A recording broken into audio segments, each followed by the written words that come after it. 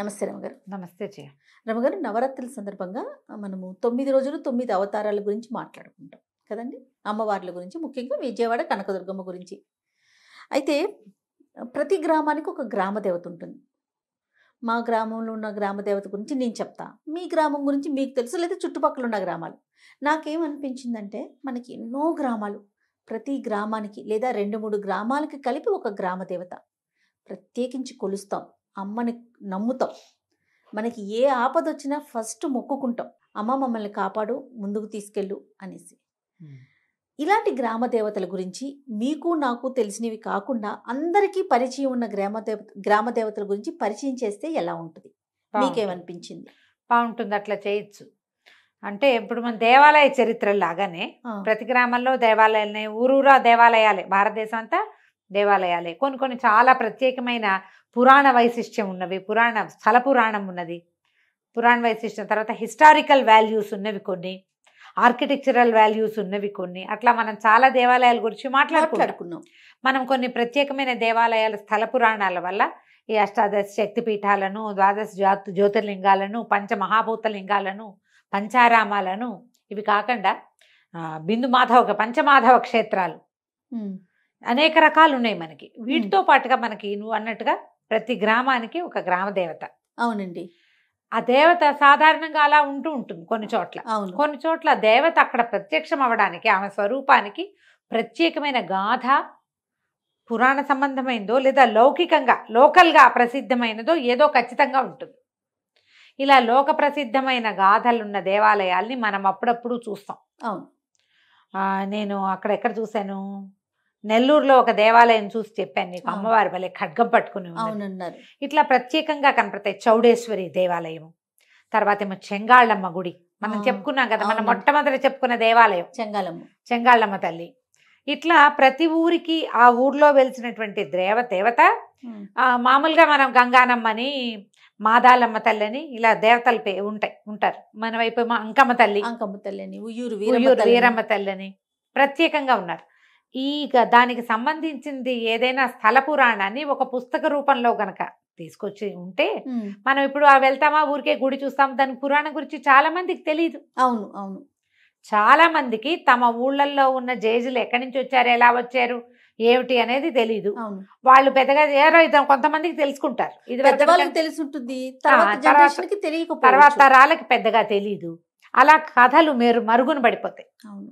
మరుగున పడి మన చరిత్ర తాలూకు ప్రాముఖ్యత, ప్రత్యేకత, మన స్థలం తాలూకు వైశిష్ట్యము తెలియక ఇతర దేవతారాధనకి వెళ్ళిపోతున్న కాలం ఇది.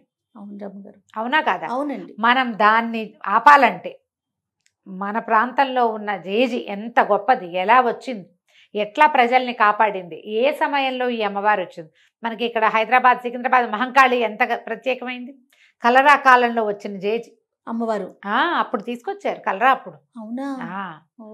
ఇప్పుడు ఈ ప్రత్యేకతలు ఉన్నాయి కదా. కొన్నేమో కోట వెలిసినప్పుడే అప్పుడు ఏదో చాలా ప్రమాదం జరిగితే అక్కడ దుర్గాదేవిని పెట్టి ఆ తర్వాత గొడవలు లేకుండా అంత సజావుగా అయింది. ఇట్లా జరిగిన కథలు ఉంటాయి. జరిగిన కథలు మీకు తెలిసి ఏవైనా ఇట్లా చిన్న పుస్తక రూపంలో గనక ఉంటే అవి మనం కథలుగా చెప్పచ్చు. కొన్ని ప్రాంతాలు మనకు తెలుస్తాయి. ఇది ఎవరి కథ? కలగోళ్ళ శాంభవి మహత్యం. ఇది కావలిలో ఉన్నటువంటి ఒక అమ్మవారి గాథ. ఈ పుస్తకం వచ్చింది మనకి. ఇట్లా మీరు ఎక్కడివైనా సరే మీరు ఎలా చెప్తారు? నేను చదివి అంటే ఆ పుస్తకాన్ని పంపించమంటున్నారా రమ్మగారు? అది కనుక మనకి సుమన్ టీవీకి అడ్రస్ కింద ఇస్తారు. ఆ సుమన్ టీవీకి కనుక పుస్తకం పంపిస్తే ఒక వారం లోపల వచ్చినవి, 1 వీక్ లోపల కనుక కథలు మనకి చేరిపోతే ఈ దసరాల సమయంలో మనం చెప్పేటువంటి గ్రామ దేవతల గాథల్లో మన దగ్గరకు వచ్చిన పుస్తకాల్లో నుంచి కూడా ఆ కథను కూడా చదివి ఆ అమ్మవారి చరిత్రను కూడా ప్రపంచానికి పరిచయం చేద్దాం.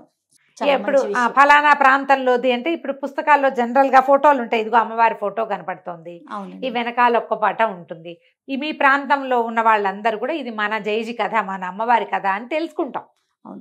అయితే ఇప్పుడు మాబోటి వాళ్ళు ఆ ప్రాంతానికి వచ్చినప్పుడు ఇక్కడ చూడవలసిన దేవాలయంలో ఇదిగో ఈవిడ కూడా ఉంది, ఈ అమ్మవారు కూడా సుమన్ టీవీలో చూపిద్దాం ఈ కథ అని ఆ అమ్మవారి దర్శనానికి వస్తారు. దాన్ని బట్టి ఏమవుతుంది, మన తాలూకు మన దైవాల మీద మన విధానాల పట్ల మనకి ఆకర్షణ కలుగుతుంది.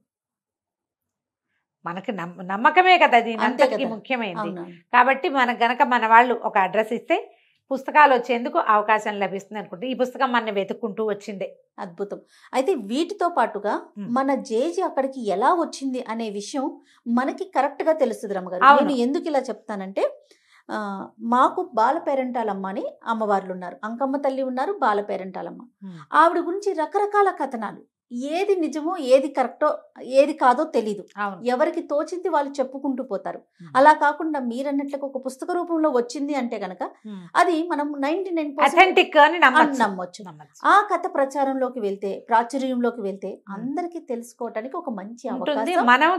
మనం మన ఓన్ ప్లేస్ గురించి ఇంకా కాస్త స్పష్టంగా తెలుసుకోగలుగుతాము, మన ప్రపంచానికి పరిచయం అవుతుంది. కాబట్టి దయచేసి అందరికీ విన్నపం ఏంటంటే మీ ప్రాంతానికి చెందినటువంటి గ్రామ దేవతల చరిత్రలు ఏవైనా పుస్తక రూపంలో ఉంటే కనుక ఒక వారం రోజుల లోపల సుమన్ టీవీకి కనుక మీరు పంపిస్తే ఆ గ్రామ దేవత చరిత్రని ప్రపంచానికి పరిచయం చేసే బాధ్యతని అక్షరాల సుమన్ టీవీ తీసుకుంటుంది. చాలా అద్భుతమైన విషయం అండి. సుమన్ టీవీ విమెన్ బిల్డింగ్ అనే అడ్రస్ మీద కనుక మీరు పంపించగలిగితే ఈ దసరా నవరాత్రుల్లో నేను రమ్మగారు చేసే స్టోరీస్లో ముందుగా ఈ కథల్ని మీ అందరికీ కూడా పరిచయం చేస్తాం. ఒకవేళ మీరు చాలా పుస్తకాలు వచ్చి మేము ఒక 8, 9, 10 మాత్రమే చెప్పగలిగిన ఫర్దర్గా ముందు కాలంలో తప్పకుండా మన దగ్గరకు వచ్చిన ప్రతి పుస్తకాన్ని పరిచయం చేస్తాం. తప్పకుండా రమ్మగారు. నమస్తే. నమస్తే.